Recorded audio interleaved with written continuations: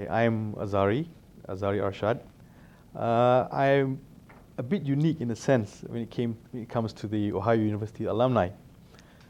I didn't do a degree here, but as a 9-year-old boy, I went to the Ohio University Putnam Laboratory School from 1970 to 1971. And if those people who remember the TV series, The Wonder Years, for me that was my wonder year. When I was 9 till I was almost 10. And I stayed with an American family, Professor and Mrs. Dean Hummel. And my foster mom was called Jeanette. So they were Uncle Dean and Aunt Jeanette to me. And they had come to Malaysia a year before that. And they toured Malaysia. I think they were part of an American group that was advising the Malaysians how to set up the education system, and their particular field of speciality was career guidance counseling. So they stayed in an apartment, but they felt that for them to assimilate with the Malaysians, they had to stay with a Malaysian family. So they stayed with the Malaysian family, who happened to be my parents. So after staying with us for a couple of months, 3, 4, maybe slightly more, then it was time for them to go back to the US. So before they left, they asked my mom and dad whether they would be willing to let their son go for a year. And believe it or not, my mom and dad said, sure. I think that drove my grandparents up the wall. I think they couldn't believe that they'd allow me to go to the US, a 9-year-old boy to the US. So there I was. I took the journey from Kuala Lumpur to Hong Kong, spent the night in Hong Kong, and then from Hong Kong to Tokyo, and that's when I saw it, that big Pan-American Boeing 747 Clipper. I thought, wow, dream. So we flew from Tokyo. I think had a stopover in San Francisco, then finally to LA. Spent a couple of days in LA because I wanted to visit Disneyland. I mean, that was like every child's fantasy, Disneyland. So this was 1970. So after a couple of days in LA, then TWA to Columbus. So when I got there, they were there to meet me. And then we drove down from Columbus down to Athens. And immediately, I stayed with them. And would you believe it or not, 2 days later, I went to school. And that was Ohio University Putnam Laboratory School. And I was in the 4th grade. And I came from an environment where we wore school uniforms. White top, blue pants, blue shorts. And there were 50 students in our class. You see, we were a developing country. So when I came to Putnam, it was an eye-opener. I did not have to wear a uniform. So there I was in jeans and t-shirt and tennis shoes, which is almost felt liberating, yet strange. And I only had 20 classmates, so 21 of us, I think. And for us, it was if you were a girl, you went to an all-girls school. If you were a boy, you went to an all-boys school. So there I was in a school in America where we had boys and girls in the same class. So all this was new to me. So no uniform, right? And a co-ed school. And only 20 kids, 21 kids to a class. And of course there was the normal things like you learn English, mathematics, science, and something that was new to me, social studies. And I loved social studies because we had this teacher who was a spinster. Her name was Miss Ann Hoy. If she's alive today, she must be 100, I think. But she was a lovely, lovely human being. I think she was actually my favorite teacher. And, and she loved me to death as well.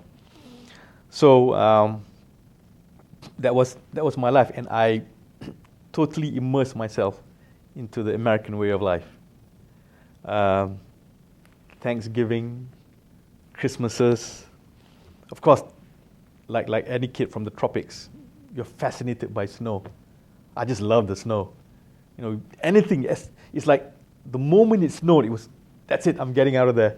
Enjoying myself out of there. So it came to a point that I immersed so much in the American culture that and the American way of life, I guess, that, would you believe it, I totally forgot how to speak my native tongue.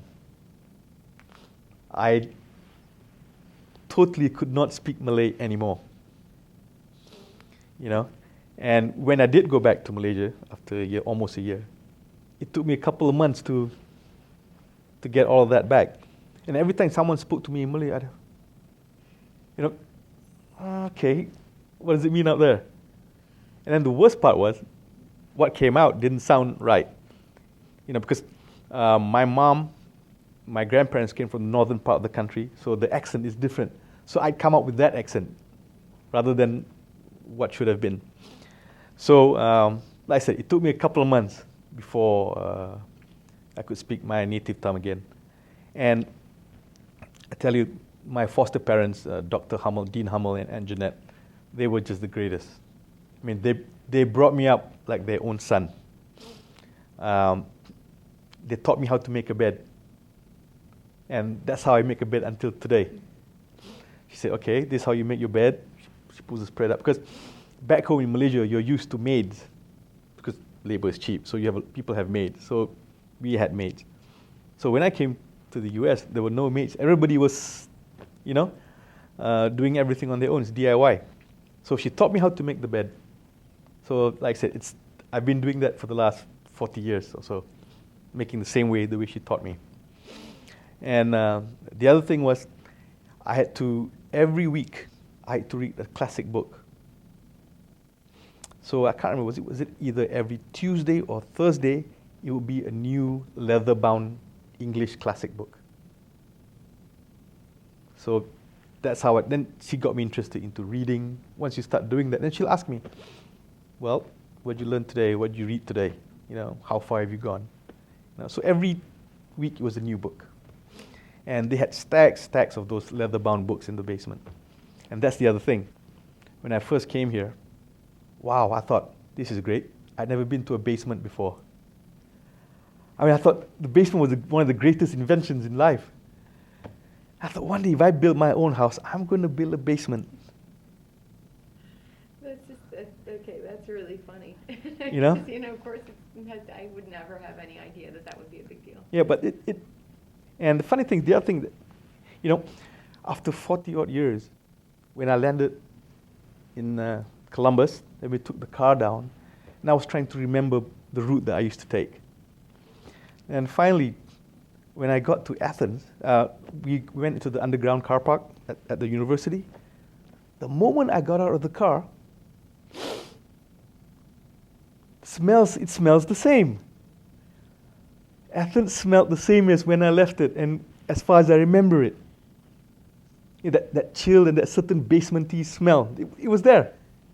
It was a smell that I haven't smelled since back then. Okay, I left Athens in 1971 to go back to Malaysia. But then, of course, I went to study, to do my degree in England years later.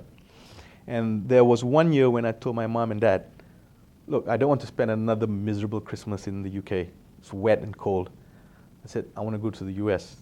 You can't go to the US? No, I want to go to the US. So finally, I did a bit of arm twisting and moral suasion on my mom and dad. So reluctantly, they let me go. After I told them I've already bought the ticket. So that didn't go down too well. But then again, boys will be boys. So I flew to the US, went to see my old school chums from Malaysia. Some had studied in the UK, some had studied in the US. So I went from New Jersey, New York. From there, went to Chicago to Iowa. And I knew I couldn't come to Athens during the Christmas period because nobody's around. So finally, after the Christmas holidays were over, I came to Athens. And again, when I came, I didn't know anybody except for a couple of Malaysians who I knew here. So the first thing I did was went through the phone book. Names I remembered. And I just called them, excuse me, I said, yes. My name's Azhari, I'm from Malaysia. Do you have a daughter named so-and-so? You say, yes. Okay, I'm her former schoolmate from Putnam. Then she tells her daughter, and the daughter screams I could hear her screaming, and she says hello, and we met up after that. So that was 1982, when I came for a short while, 2-3 day, Yeah. So that was great to see them, and I'm really glad to see them doing well as well. Yeah. And that was the last time you were here? That was the last time, 1982. Okay. I think if you were to ask me if there is a single memory, I'd probably say there were too many memories. But the best thing I can say, well, that I remember most is growing up as an American kid. That's the strongest I take from here. And you know, my what I call my Uncle Dean and my Aunt Jeanette, I mean, I couldn't have asked for better foster parents, really. They brought me up as a Hummel. And to me, that's the kindest thing they ever did to me and for me. And I wish that for every kid that they have their own Uncle Dean and own Aunt Jeanette, really. And I wish every kid could experience what I experienced. They had children. They had 2 elder children. I think Gretchen was at Columbus. I think she graduated as a dentist, I'm not sure, from Ohio State, I think. And their son Eric was at the time doing psychology at Worcester. Only child in the house. Yes, Okay. they had a daughter previously who passed on due to leukemia. Oh, okay. Yeah. Okay. It was Changed your life. yeah, it changed my life. It changed my a lot, I would say. You know, when people have what I call strategic inflection points in their lives, I think that was one inflection point that went that way. Yeah. And you know, I suppose I have to thank my mom and dad as well a lot for having the courage to let me go. I mean, I suppose, a lab rat of certain sorts, you know. Where do you live and all that? Well, my background actually has been in the petroleum industry. I used to work for Shell Oil Company in Malaysia.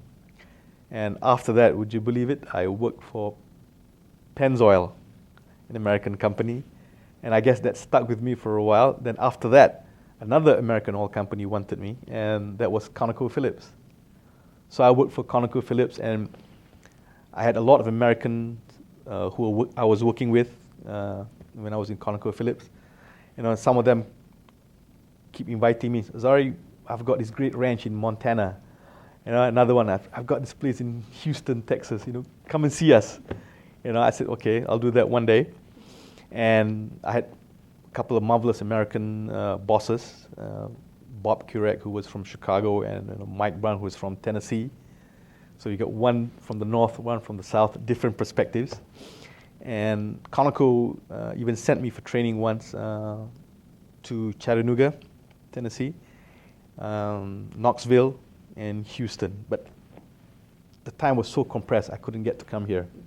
And nor could I visit my American foster parents. So, you know, all in all, if I could be a student again, I'd come to Athens and do it in a heartbeat, as they say. You know, as I was walking through the greens, walking between the colleges, I thought, God, I wish I could be a professional student. You know, I wish somebody would pay me money to be a professional student.